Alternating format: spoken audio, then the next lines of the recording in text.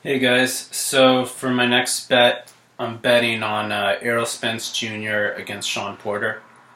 So I'm gonna bet Spence money line, but right now I'm gonna wait a little bit because the odds came out worse than I thought they would.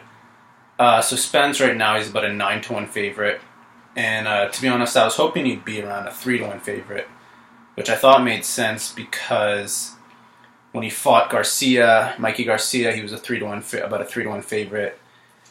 And Garcia was coming up two weight classes, whereas Porter is a champion in the same weight class as Spence, at welterweight. So I figured the odds would be closer.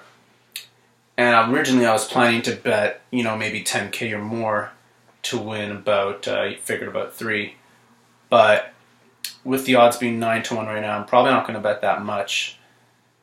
But I have about 3,500 on my online accounts. I have about 18 on Pinnacle and 17 on Sports Interaction. So I'm definitely going to just bet it all because I figure it's about a can't miss.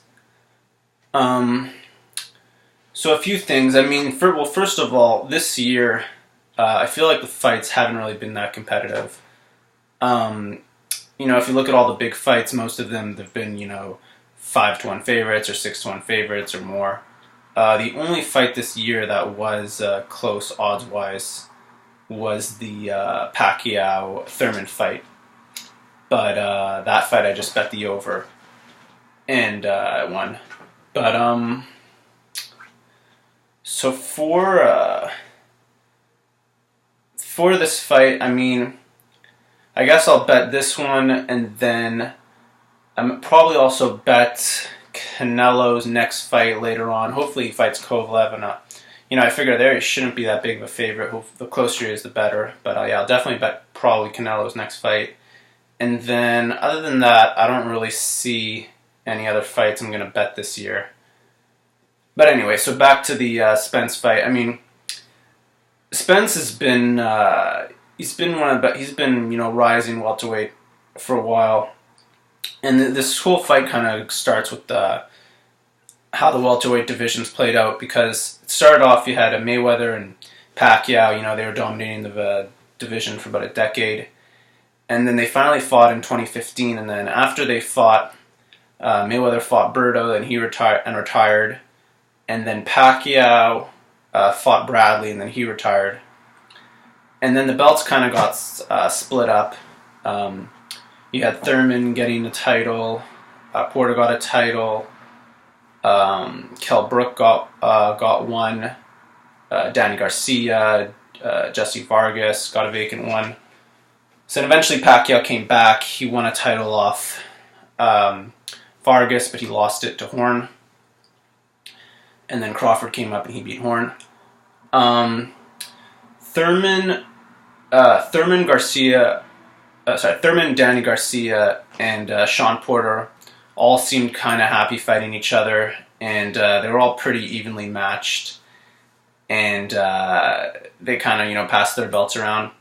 But the one fighter that nobody really wanted to fight at the time was Kell Brook, because to be honest, if they did fight, I was going to bet on Kell Brook because I always thought he was really good.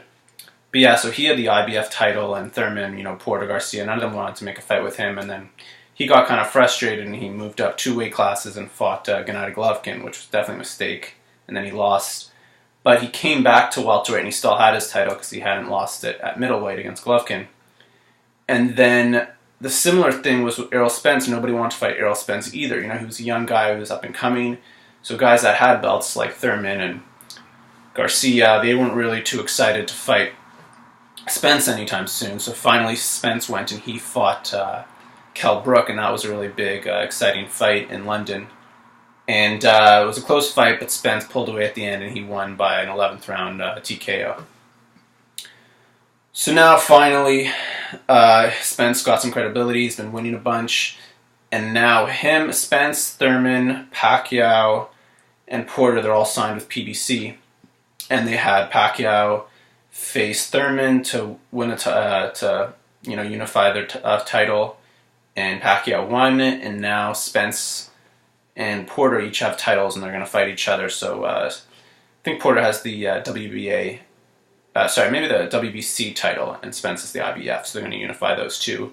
And then assuming the winner of that will probably fight Pacquiao next, or maybe Crawford. But, so I like Spence a lot. A few things. Well, Porter, the type of fighter he is, you know, he's a short, stocky fighter.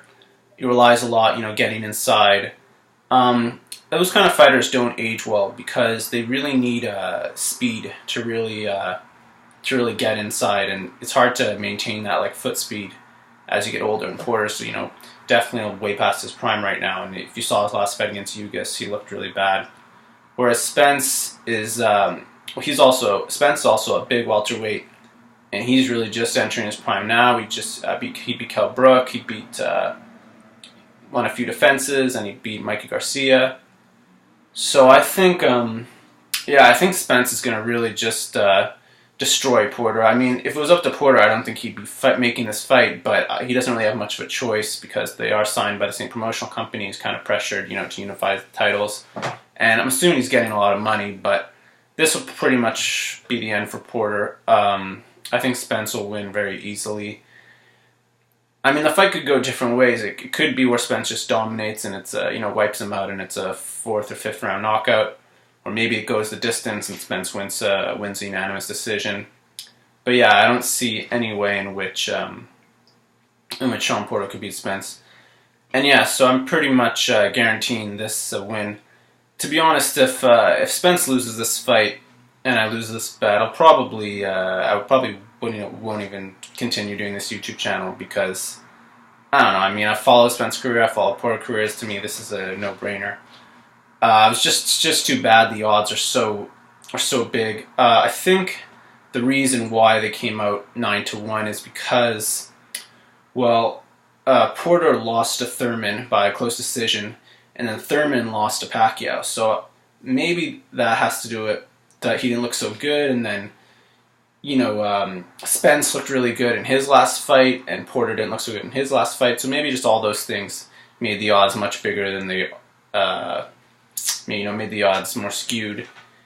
And I guess maybe I missed an opportunity to not bet more when Spence fought Garcia, because, you know, seeing those odds be 3-1 and these be 9-1 kind of makes me feel like I missed an opportunity there. But still, I'm going to bet. I'll just bet everything I have online. So at this point, I've about 3,500.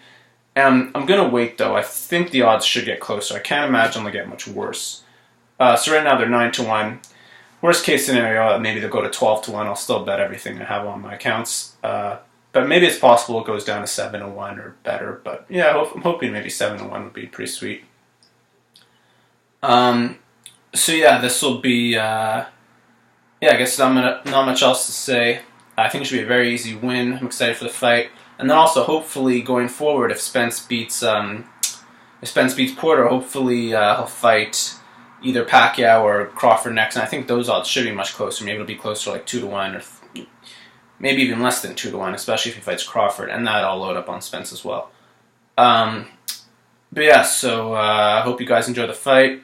Bet as much as you can on Errol Spence MONEYLINE. It's can't miss. Alright, yeah, have fun and go make some money. See you guys.